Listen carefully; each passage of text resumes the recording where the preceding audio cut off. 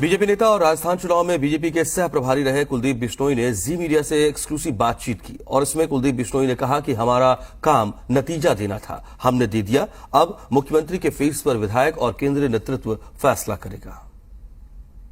भाजपा के वरिष्ठ नेता कुलदीप बिश्नोई जी हमारे साथ हैं। कुलदीप जी, आज मुलाकात हुई सीएम साहब से, क्या कुछ खास बात हुई?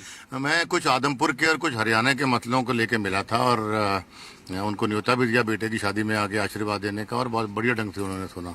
काफी लंबा हमारी लगभग 1 घंटा मीटिंग चली अभी।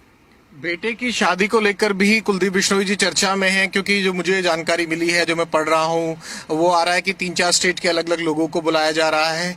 वो एक बड़ा मैसेज और बड़े लोगों के साथ गैदरिंग का भी कुलदीप बिश्नोई साहब कुछ प्लान कर रहे हैं। उसके बारे में थोड़ी जानकारी, क्योंकि राजनीतिक परिवार की शादियों के मैसेज भी बड़े होते हैं। देखिए, प्यार है लोगों का। मुझे पिताजी भी इस तरह सभी गाँव में गए थे मेरी शादी का न्योता देने, और रिसेप्शन एक हम राजस्थान में कर रहे हैं, जिसको राजस्थान के हमारे परिवार के लोग उनके लिए वहाँ रिसेप्शन करेंगे, और हरियाणा के हमारे परिवार के लोग उनके लिए आदमपुर में है, और एक रिसेप्शन दिल्ली में भी करेंगे।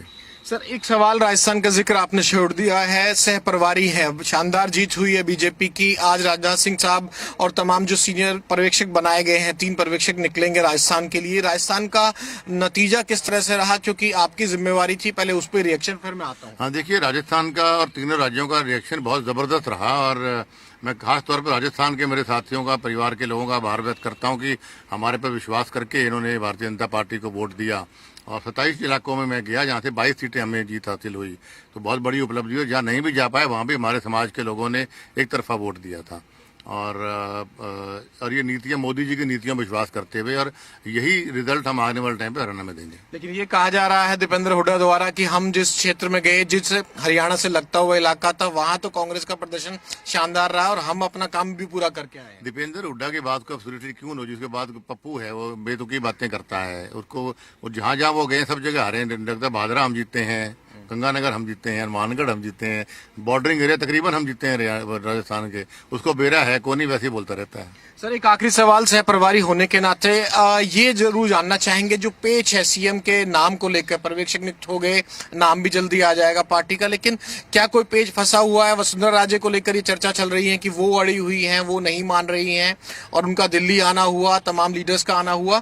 क्या राजस्थान में सीएम के नाम को लेकर बीजेपी का कोई पेच फंसा हुआ है? देखिए, मैं इसमें ज्यादा चर्चा नहीं कर पाऊँ कि मैं इस मीटिंग में रहा नहीं।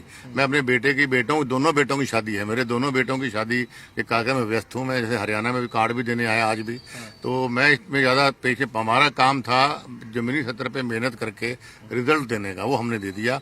अब फैसला सीएम का विधायक करेंगे और केंद्र नेतृत्व करेगा, हम उस पर इंटरफेयर नहीं करेंगे। किस तरह का सीएम मिलना चाहिए, इस पे तो कुछ कमेंट करेंगे आप? राजस्थान में जिसको विधायक चाहे, जनता चाहे और हाईकमान चाहे, वो बनना चाहिए। लेकिन मिलेगा उस हिसाब से जो राजस्थान के नतीजों को रिफ्लेक्ट करेगा, या उसके मुताबिक? बिल्कुल, जो सही होगा वही फैसला होगा, और हो जाएगा जल्दी फैसला। बिल्कुल उम्मीद आज कल में होने की है।